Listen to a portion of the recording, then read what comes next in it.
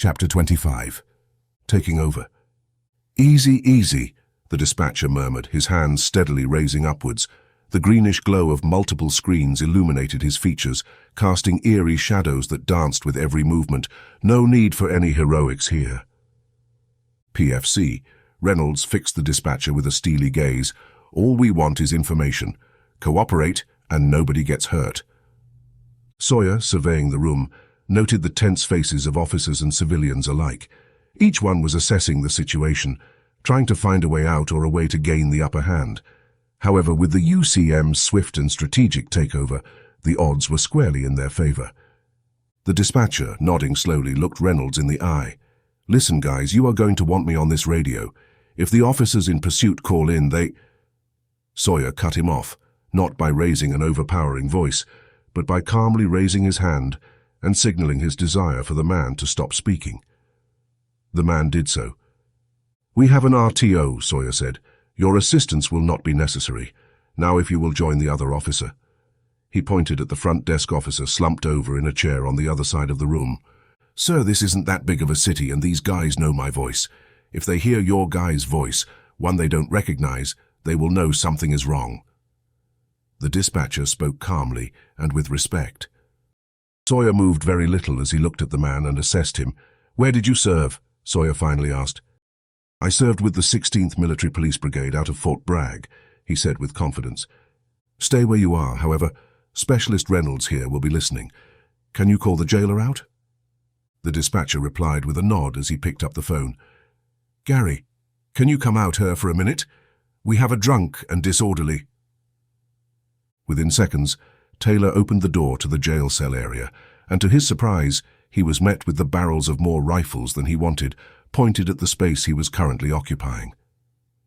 "Things look pretty orderly out here to me, Buck," Taylor said to the dispatcher, while placing his hands slowly on the back of his head.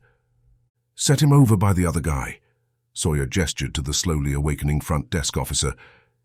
"How many in your cells?" Sawyer asked. "Only one."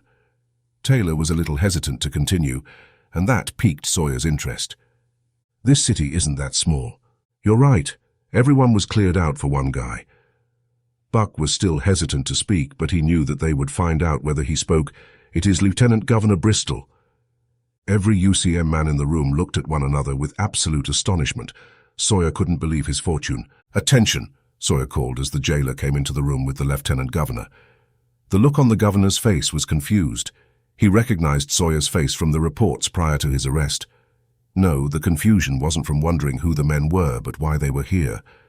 The last report he had received suggested that the unit was moving into Arkansas, yet here they were in the police station.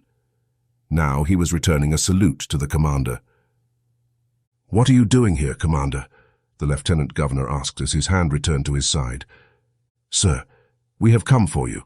We feel that you have the support of most Missourians. My men need somebody who will speak for them. We were set up, sir." Sawyer felt it was no time to beat around the bush.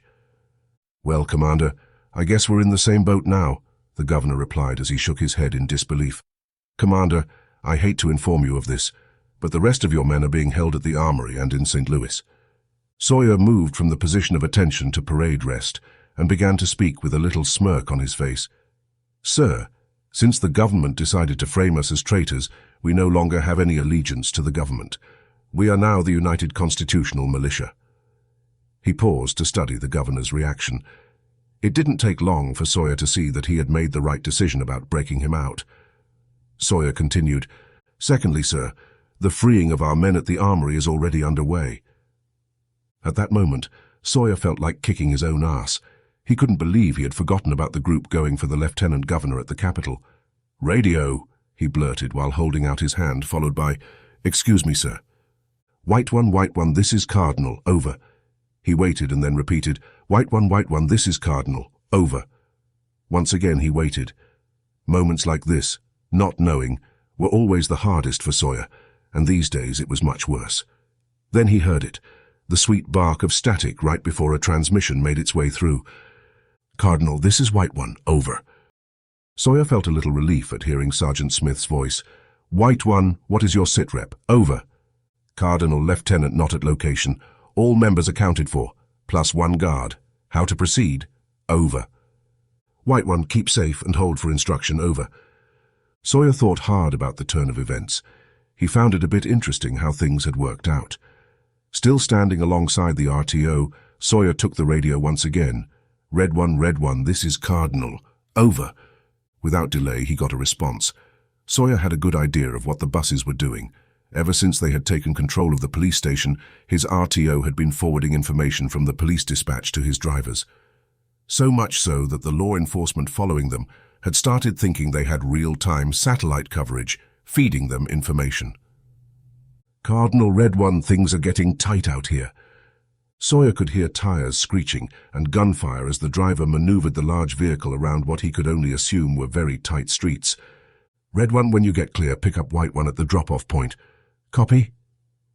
Red One, with confusion in his voice, undoubtedly due to the light parade following closely behind him for the last half hour and the occasional breaking glass from bullets striking all around him at a high rate of speed, replied, Copy, Cardinal, while wondering how he was going to get free. Cardinal out. Sawyer looked directly at the dispatcher. What can you send out to get my men free? Well, sir, it is easy to pull back state and city, but they aren't the only ones in pursuit. Who the hell else is there? FBI, DEA, Marshals? Sawyer hated playing guessing games and wished people would stop making him. No, sir, SCN. Before he could ask who the hell the SCN was, a call came over the radio. Cardinal, this is White One. Over. Quickly, Sawyer raised the mic to speak. Go for Cardinal. Cardinal, we have movement. Frank here says it is the governor preparing to move. Please advise. Over. Sawyer didn't show it. But this was what he loved, conducting multiple missions simultaneously, and he was great at it. White One, hold, gather intelligence only. Over. Dispatch, send out the call. Sawyer then focused on the governor. Sir, are you with us? He asked, confident of what the reply would be. From the beginning, Commander. These are the times when great men no longer stand by but make themselves heard. Very satisfied with the Lieutenant Governor's response, Sawyer picked up his mic once again. White One. Over. This time only a few seconds passed before Sawyer received a reply. Cardinal, this is White One. Over. White One, pickup will be at drop point. Copy. Copy, Cardinal. Sawyer heard the break in communication and knew more was to follow since Sergeant Smith and Kate were both seasoned soldiers and always properly ended the transmissions with the word over. Cardinal, we have intel. We'll brief after extraction. Over. White One, copy. Cardinal out.